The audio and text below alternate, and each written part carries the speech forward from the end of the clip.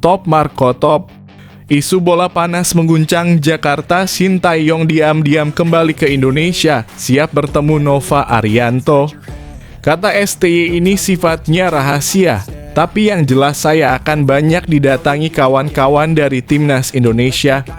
Saya harus bisa membantu sebaik mungkin untuk Timnas. Apapun itu, cemoohan hinaan akan saya hadapi dengan lapang dada.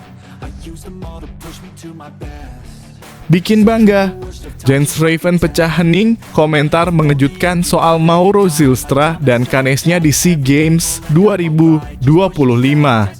Kata Raven, saya mohon, jangan ada yang memecah belah keadaan baik ini. Mauro Zylstra pemain bagus, jadi saya bangga padanya. Kita patut bersyukur mempunyai kedalaman skuad yang baik. Ini penting agar perjalanan kompetisi tidak kehabisan tenaga di tengah jalan. Mohon tetap dukung Garuda Muda hingga final. Kami akan berusaha sebaik dan sejauh mungkin di kompetisi ini.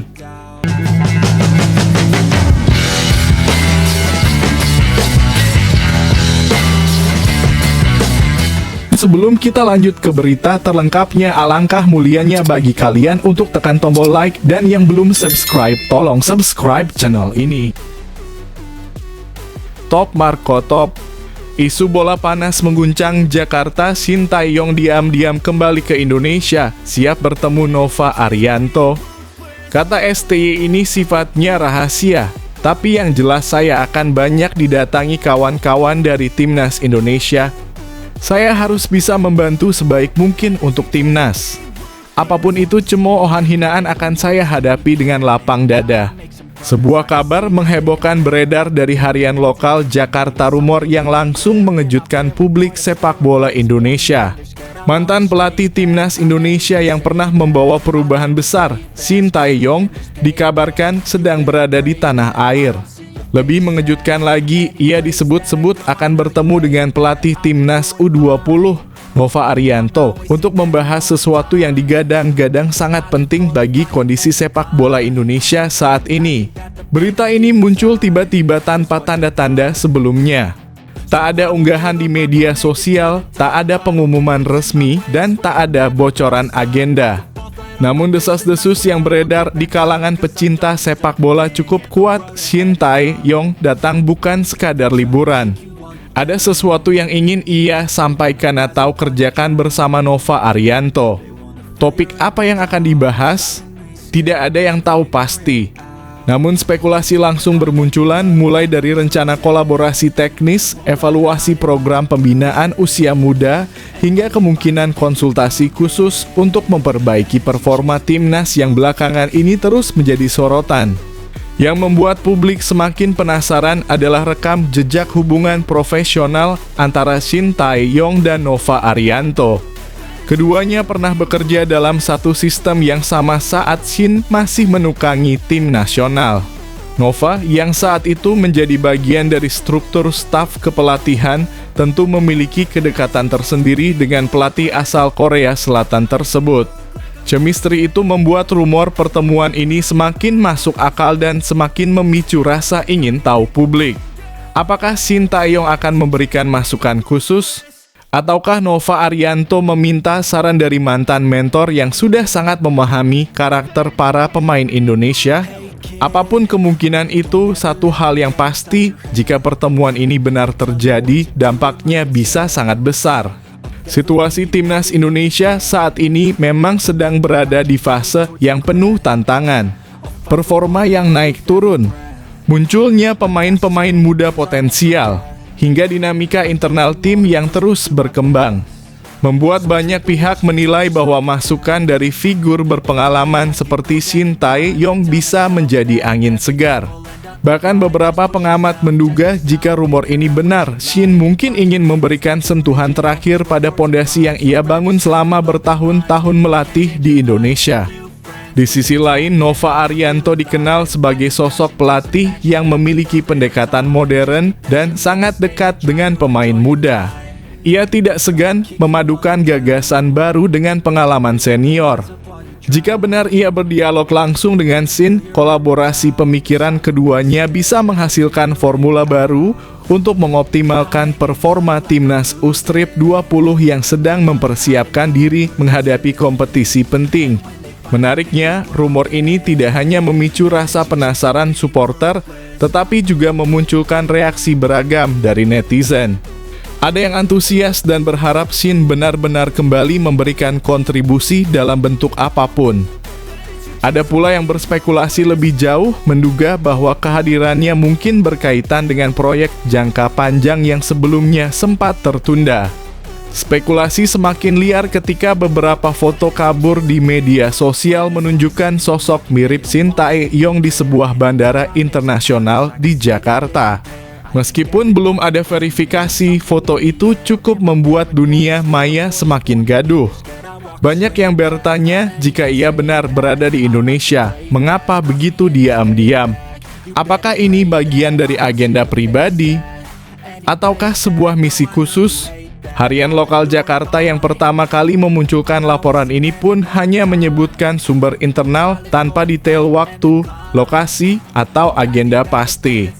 Justru itulah yang membuat berita ini terasa misterius dan membuat publik semakin penasaran. Di tengah semua rumor dan spekulasi, ada satu pesan yang berulang kali muncul dari para pendukung tim nasional apapun yang terjadi. Mereka berharap pertemuan itu benar-benar memberikan dampak positif. Karena saat ini sepak bola Indonesia membutuhkan stabilitas, kejernihan arah, serta strategi jangka panjang yang konkret. Jika Shin Tae-yong benar kembali meski sebentar, dan jika ia benar bertemu Nova Arianto, maka publik berharap percakapan mereka bukan sekadar nostalgia, melainkan sebuah langkah nyata untuk memperkuat masa depan sepak bola Indonesia. Namun hingga ada pernyataan resmi, semuanya masih menjadi misteri.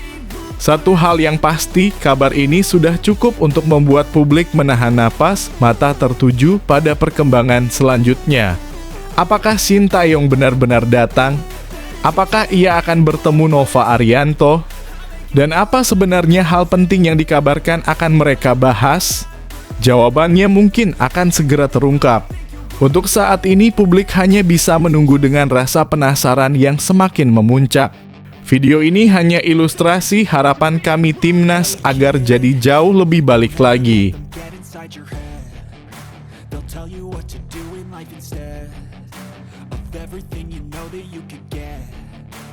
Bikin bangga, Jens Raven pecah hening, komentar mengejutkan soal Mauro Zylstra dan Kanesnya di SEA Games 2025.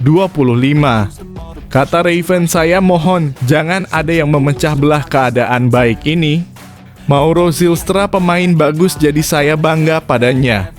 Kita patut bersyukur mempunyai kedalaman skuad yang baik. Ini penting agar perjalanan kompetisi tidak kehabisan tenaga di tengah jalan. Mohon tetap dukung Garuda Muda hingga final. Kami akan berusaha sebaik dan sejauh mungkin di kompetisi ini. Gelombang kejut menyapu publik sepak bola Indonesia ketika Jens Raven, salah satu penyerang muda paling disorot saat ini, tiba-tiba melontarkan pernyataan yang tak banyak diprediksi siapapun. Dalam suasana penuh antisipasi menuju SEA Games 2025, Raven membuka suara tentang kondisi dirinya, persaingan internal tim, hingga rumor-rumor yang sempat memanaskan jagat media sosial. Dalam kesempatan wawancara singkat namun penuh makna, Jens mengawali dengan rasa syukur yang jarang ia ungkapkan di depan publik. Saya bersyukur bisa dipanggil dan dalam kondisi sehat di ajang SEA Games 2025, ujarnya mantap. Kalimat sederhana itu terasa seperti udara segar di tengah tekanan besar yang tak henti menghampiri para pemain tim nasional. Namun bukan hanya soal kebugaran dan rasa syukur. Komentar Jens berikutnya justru membuat publik semakin penasaran. Ia menyinggung persaingan ketat di lini depan, sebuah isu yang belakangan menjadi bahan spekulasi sengit di kalangan supporter. Terutama dengan kehadiran Mauro Zylstra, striker muda lainnya yang juga sedang menanjak kariernya. Meskipun untuk menjadi pemain utama sangat sulit karena ada Mauro Zylstra, kata Jens tanpa ragu. Pernyataan itu langsung mengundang perhatian karena tidak banyak pemain yang secara terbuka mengakui kompetisi internal sejujur itu. Namun ia tak berhenti di sana. Banyak komentar negatif sebelumnya menyebutkan bahwa kehadiran Mauro Zylstra dapat mematikan karier Jens di timnas. Tuduhan itu semakin liar di media sosial, memunculkan opini-opini tidak berdasar yang kerap memecah fokus pemain. Namun Jens memilih untuk meluruskannya secara elegan. Banyak yang berkomentar negatif bahwa karier saya dimatikan oleh Mauro Zylstra. Itu adalah salah besar, tegasnya. Potongan kalimat ini sontak menjadi sorotan utama. Betapa tidak alih-alih memperkeruh suasana atau menyalahkan siapapun, Jens justru memberikan sudut pandang yang dewasa dan menenangkan. Ia kemudian menjelaskan bahwa ia dan Mauro sejatinya memiliki karakteristik permainan yang serupa, seorang striker murni yang fokus pada penyelesaian akhir. Tetapi justru kesamaan itu dianggapnya sebagai keuntungan bagi tim nasional, bukan masalah.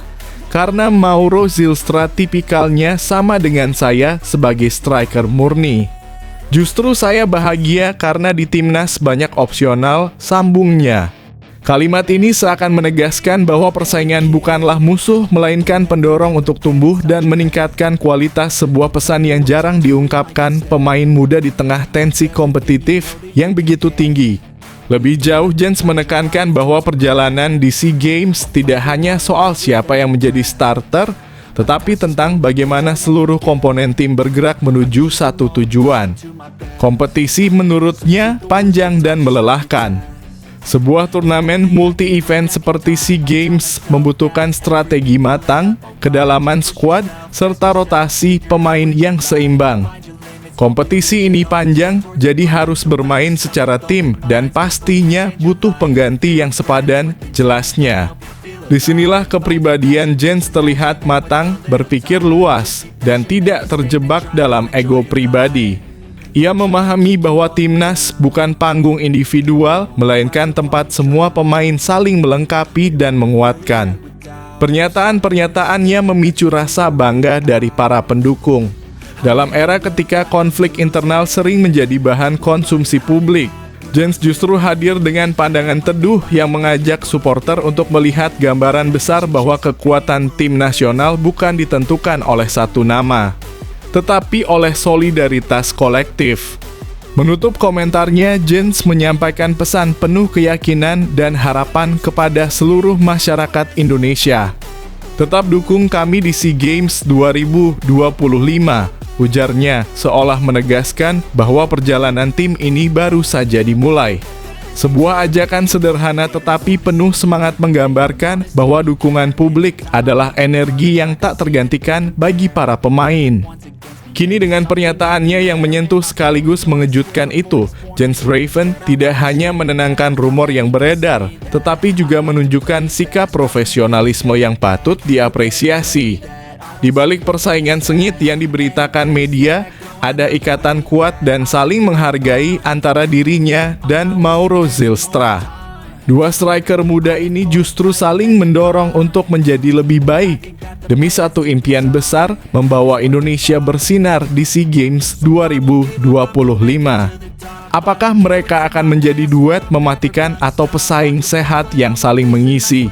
Publik kini dibuat penasaran dan hanya waktu yang akan menjawabnya. Namun satu hal jelas, dengan mentalitas seperti ini, Indonesia memiliki harapan besar di lini depan. Dan para supporter, mereka kini tinggal menyiapkan suara terbaik untuk mendukung pertandingan demi pertandingan. SEA Games 2025 semakin dekat dan timnas Indonesia siap melangkah dengan keyakinan baru.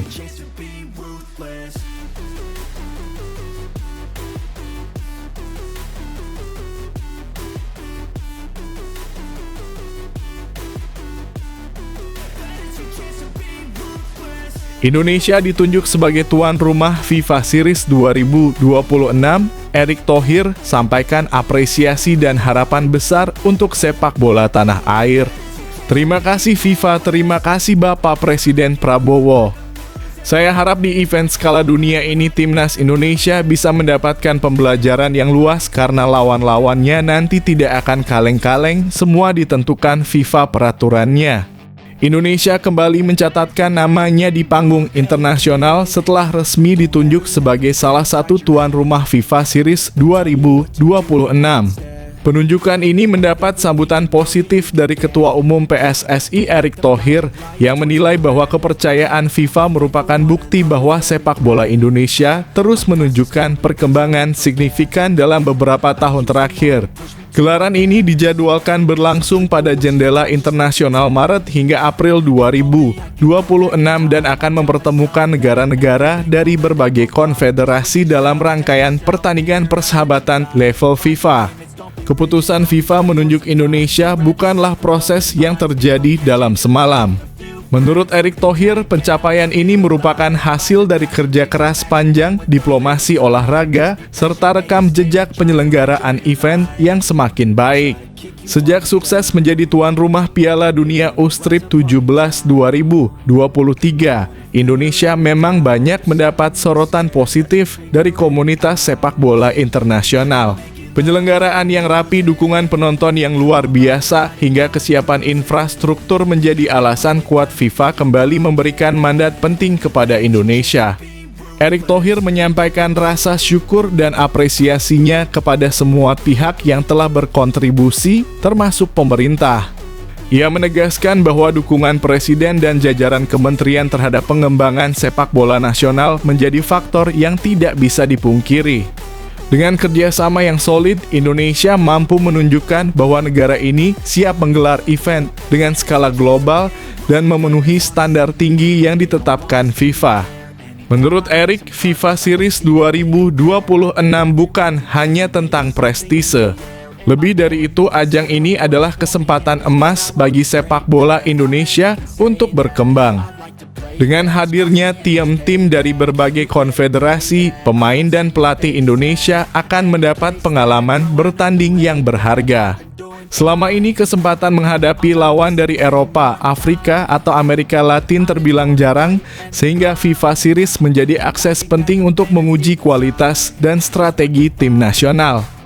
Erick meyakini bahwa pengalaman semacam ini akan memberikan dampak positif bagi perkembangan mental kompetitif para pemain. Dari sisi penyelenggaraan, Indonesia diperkirakan akan menyiapkan beberapa stadion utama sebagai venue pertandingan. Stadion-stadion berstandar internasional seperti Stadion Utama Gelora Bung Karno, Stadion Jakabaring, hingga stadion baru yang dibangun di sejumlah daerah bisa menjadi opsi untuk mengakomodasi pertandingan. PSSI bersama pemerintah daerah dan panitia lokal akan memastikan semua fasilitas mulai dari lapangan latihan, transportasi tim, keamanan, hingga kenyamanan penonton berjalan sesuai ekspektasi FIFA. FIFA Series sendiri merupakan turnamen yang digagas untuk memperluas interaksi sepak bola antar negara di luar zona konfederasi. Tidak seperti turnamen besar bersifat kompetitif, FIFA Series memberi ruang lebih fleksibel bagi federasi untuk mencoba pemain baru, menguji formasi, serta membangun kerjasama taktis yang lebih variatif. Meski berada dalam format uji coba, turnamen ini tetap berstatus resmi FIFA sehingga hasil pertandingan akan tercatat dalam ranking dunia. Bagi Indonesia, ini jelas menjadi peluang untuk memperbaiki posisi dalam peringkat FIFA sekaligus unjuk kualitas di hadapan publik internasional. Penunjukan Indonesia sebagai tuan rumah juga membawa dampak positif di luar lapangan. Secara ekonomi, event internasional seperti ini berpotensi meningkatkan sektor pariwisata, transportasi, hingga industri kreatif lokal. Kedatangan tim nasional dari luar negeri tentu menarik minat wisatawan asing sekaligus mempromosikan branding Indonesia sebagai destinasi olahraga global. Selain itu, penyelenggaraan event ini juga dapat membuka lapangan kerja sementara dan memberikan pengalaman berharga bagi tenaga profesional lokal di bidang event management, broadcasting, hingga keamanan. Dari sisi sosial, momentum ini dapat memperkuat rasa bangga masyarakat terhadap perkembangan sepak bola nasional. Antusiasme supporter Indonesia dikenal sebagai salah satu yang paling tinggi di dunia, dan FIFA Series 2026 diperkirakan akan kembali menunjukkan energi luar biasa dari para pendukung Garuda. Keterlibatan publik yang tinggi diharapkan tidak hanya membuat pertandingan berjalan meriah, tetapi juga meningkatkan citra Indonesia sebagai negara dengan kultur sepak bola yang kuat dan positif. Penunjukan ini adalah sebuah pengakuan, tetapi sekaligus tanggung jawab besar.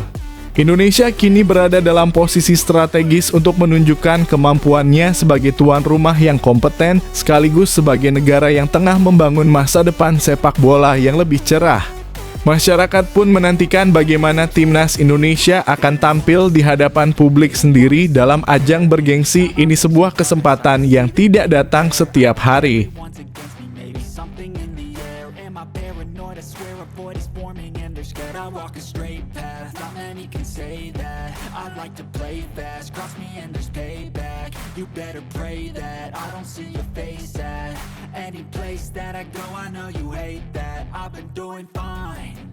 Timur Kapadze mengejutkan publik, disebut akan jalani wawancara dengan PSSI pekan depan, muncul sebagai kandidat terkuat pelatih timnas Indonesia. Kata pengamat bola terkenal pekan depan akan bertemu dengan PSSI. Diinfo juga oleh Timur Kapadze, kita tunggu saja perjalanan indah ini. Simak kabar lengkapnya di video heboh kali ini. Dunia sepak bola nasional kembali digemparkan dengan kabar yang membuat banyak pendukung Garuda menoleh. Nama Timur Kapadze, pelatih yang pernah membawa Uzbekistan tampil konsisten dan agresif di level internasional, disebut tengah menjadi sorotan PSSI sebagai kandidat serius pelatih timnas Indonesia senior. Informasi ini mencuat setelah pengamat sepak bola nasional Effendi Ghazali menyebut bahwa Kapadze dijadwalkan akan melakukan wawancara resmi dengan PSSI pekan depan. Kabar ini langsung menyebar luas di berbagai platform digital. Warganet, jurnalis olahraga, analis sepak bola, hingga mantan pemain ikut menanggapi rumor tersebut dengan beragam reaksi. Ada yang kaget, ada yang antusias, dan ada pula yang langsung menyebut bahwa PSSI telah mengambil langkah tepat jika benar mempertimbangkan Kapadze sebagai pelatih kepala. Hingga berita ini berkembang, PSSI belum memberikan pernyataan resmi terkait jadwal wawancara tersebut. Namun derasnya arus pembahasan publik membuat kabar ini semakin sulit diabaikan. Nama Kapadze tiba-tiba berubah menjadi pusat perhatian dan menjadi topik hangat di lini masa. Profil Kapadze, arsitek muda berpengalaman dengan rekam jejak meyakinkan. Timur Kapadze dikenal sebagai salah satu pelatih paling menjanjikan di kawasan Asia. Saat menangani tim Uzbekistan, ia menerapkan filosofi sepak bola modern yang menekankan intensitas, transisi cepat, serta pemanfaatan pemain muda berbakat. Di bawah kepemimpinannya, Uzbekistan dikenal sebagai tim yang disiplin, terstruktur, dan sulit dibaca lawan. Keberhasilannya membawa tim usia muda Uzbekistan tampil meyakinkan di berbagai turnamen internasional membuatnya dianggap sebagai pelatih masa depan. Tidak sedikit pengamat internasional yang menyebut Kapadze sebagai pelatih dengan paket komplet, taktikal, progresif, dan memiliki kemampuan membangun tim dalam jangka panjang. Banyak yang menilai bahwa Kapadze juga memiliki karakter kepelatihan yang cocok dengan kultur sepak bola Asia Tenggara, khususnya Indonesia. Cara ia mengembangkan pemain muda secara bertahap, memberikan kepercayaan kepada talenta potensial, dan memaksimalkan intensitas permainan dianggap relevan dengan karakter generasi pemain Indonesia saat ini. Respon publik, harapan tinggi, dan antusiasme meluap kabar mengenai potensi kedatangan Kapadze ke Indonesia langsung mengundang rasa penasaran publik. Media sosial dipenuhi komentar yang menyambut positif kemungkinan tersebut. Banyak warganet menyebut bahwa PSSI kali ini benar-benar mempertimbangkan opsi pelatih yang tepat. Menurut sebagian supporter, Kapadze adalah sosok yang mampu memberikan perubahan cepat sekaligus membangun fondasi jangka panjang. Dengan banyaknya pemain Indonesia yang kini berlaga di luar negeri dan mulai memiliki pengalaman internasional, Mereka percaya bahwa kedatangan pelatih dengan standar Eropa Timur seperti dia akan mampu meningkatkan kualitas permainan timnas secara signifikan. Jika Kapadze diterima, ini kabar yang sangat membahagiakan. Dia terbukti gacor saat melatih Uzbekistan dan punya visi yang jelas. Ini bisa jadi titik baru bagi kebangkitan sepak bola Indonesia, ujar salah satu komentar warganet yang viral di platform X. Potensi wawancara, apa yang mungkin dibahas PSSI? Jika benar wawancara antara Kapadze dan PSSI berlangsung pekan depan, sejumlah isu strategis diperkirakan akan menjadi agenda pembahasan utama. Di antaranya adalah visi jangka panjang timnas, pemilihan pemain, rencana menghadapi turnamen terdekat, hingga pola pelatihan yang ingin diterapkan. PSSI kemungkinan akan menilai apakah pendekatan taktik Kapadze cocok dengan kultur sepak bola Indonesia. Begitu pula dengan kesiapan Kapadze menghadapi tekanan tinggi sebagai pelatih kepala timnas yang memiliki jutaan pendukung fanatik. Selain itu, isu teknis seperti komposisi tim pelatih pendamping juga akan menjadi fokus penting. Publik berharap bahwa jika Kapadze benar masuk tahap wawancara, PSSI akan memberikan ruang bagi pelatih tersebut mengekspresikan visi jangka panjang, bukan sekadar menuntut hasil instan. Banyak yang memandang bahwa timnas membutuhkan pelatih visioner yang tidak hanya memikirkan laga esok, tetapi juga 5 hingga 10 tahun ke depan. Apakah Kapadze sosok yang tepat untuk Indonesia? Banyak yang menganggapnya sebagai kandidat ideal. Para analis sepak bola tanah air menilai bahwa Kapadze memiliki kombinasi kualitas yang sangat langka, pengalaman internasional, kemampuan mengembangkan pemain muda, serta filosofi bermain yang selaras dengan tren sepak bola modern. Sebagian menyebut bahwa jika Indonesia ingin bersaing di tingkat Asia, pelatih seperti Kapadze merupakan pilihan natural. Di sisi lain, karakter disiplin yang ia terapkan dinilai cocok untuk memperbaiki konsistensi permainan timnas. Dengan jadwal kompetisi yang ketat, turnamen beruntun, dan tekanan publik yang besar, Indonesia membutuhkan sosok pelatih yang mampu mengatur ritme tim dengan tepat. Kebiasaan Kapadze menyiapkan taktik berbeda untuk lawan berbeda juga dapat menjadi keuntungan besar bagi timnas, mengingat Indonesia kerap berhadapan dengan tim-tim yang memiliki gaya bermain beragam di Asia.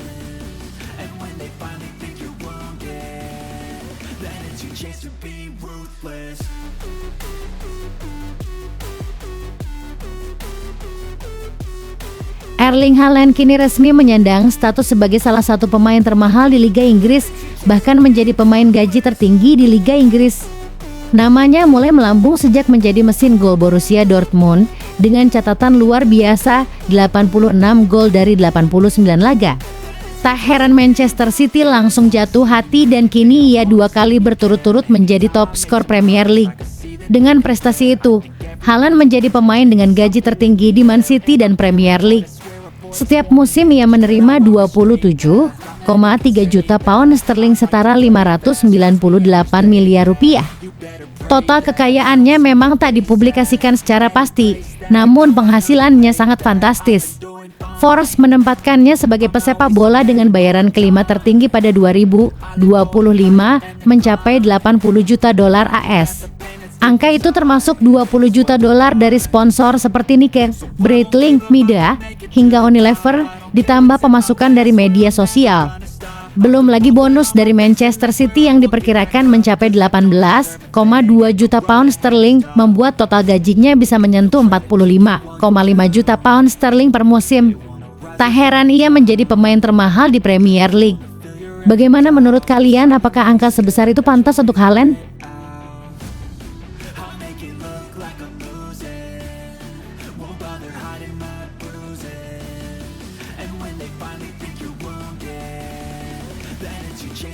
Manchester City kembali membuat gebrakan dengan mengincar bintang muda Serie A. Pemain Udinese, Arthur Atta, kini menjadi buruan klub-klub besar dunia. Termasuk menciti gelandang muda tersebut menunjukkan perkembangan pesat di musim keduanya bersama Udinese, hingga membuat banyak raksasa Italia dan klub top Eropa menanyakan ketersediaan serta harga jualnya. Para pencari bakat dari Juventus, Napoli, Milan, dan Inter terlihat rutin memantau aksinya di Stadio Friuli. Dari luar Italia, PSG terus mengikuti perkembangan talenta Prancis yang memulai karier di match itu. Tak hanya itu, Manchester City, Chelsea, dan Barcelona pun sudah menghubungi berbagai pihak untuk mengumpulkan informasi. The Sky Blues dan Blaugrana bahkan menjadi yang paling aktif mempersiapkan langkah sebelum nilai sang pemain melambung. Meski belum banyak mencatat gol atau assist, Atta sudah menjadi motor permainan Bianconeri. Udinese menebusnya seharga 8 juta dan sejak datang ke Italia ia mencatat 2 gol serta 2 assist dalam 41 pertandingan. Bagaimana pendapat kalian? Apakah Atta layak menjadi perebutan klub-klub elite Eropa?